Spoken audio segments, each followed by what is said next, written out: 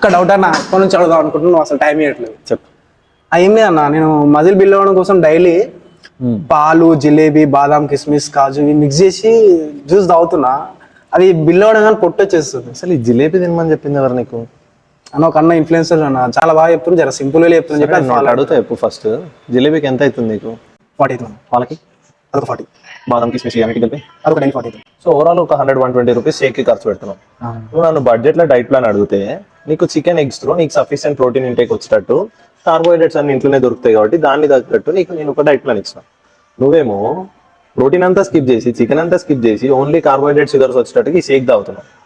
అసలు కార్బోహైడ్రేట్స్ ఖర్చు పెట్టాల్సిన అవసరం ఏంది? నీకు ఇంట్లోనే రైస్ దొరుకుతుంది, చపాతీ దొరుకుతుంది, ఇంట్లో ఏం తిన్నా ఫ్రూట్స్, వెజిటేబుల్స్ ఏం తిన్నా కూడా కార్బోహైడ్రేట్స్ కదా.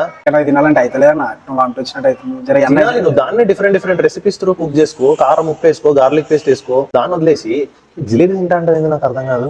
ఫాలోవర్స్ చాలా బాగా ఫాలో అవుతారు. అన్నయ్య followers 300K దాకున్నారు. 300K followers 300K గొర్రెలు అంటే ఇప్పుడు గొర్రెలేనా? నువ్వు గొర్రె. ఓకే అన్న, మీ ఇప్పటి నుంచి మళ్ళీ నువ్వు చెప్పిందే నేను ఫాలో అవుతా. ఫస్ట్ అయినా నన్ను ఫాలో కొట్టేస్తా. So guys, first of all మీరు మీ ట్రైనర్ చెప్పింది ఫాలో అవ్వండి, అంతేగాని వాళ్ళు ఇది చెప్పారు వీళ్ళు చెప్పారు ఫాలో అవ్వకండి. లాస్ట్కి బకరా కాకండి నాలాగా. ఇలాంటి ఫిట్నెస్, మజిల్ బిల్డ్ అయ్యే టిప్స్ కోసం అండ్ ఫ్యాట్ లాస్ అయ్యే టిప్స్ కోసం ప్లీజ్ మా తనని ఫాలో చేసాను. ఓకేనా? Thank you. ఇప్పటి నుంచి అదే ఫాలో అవుతాను చెప్పింది. ఓకేనా?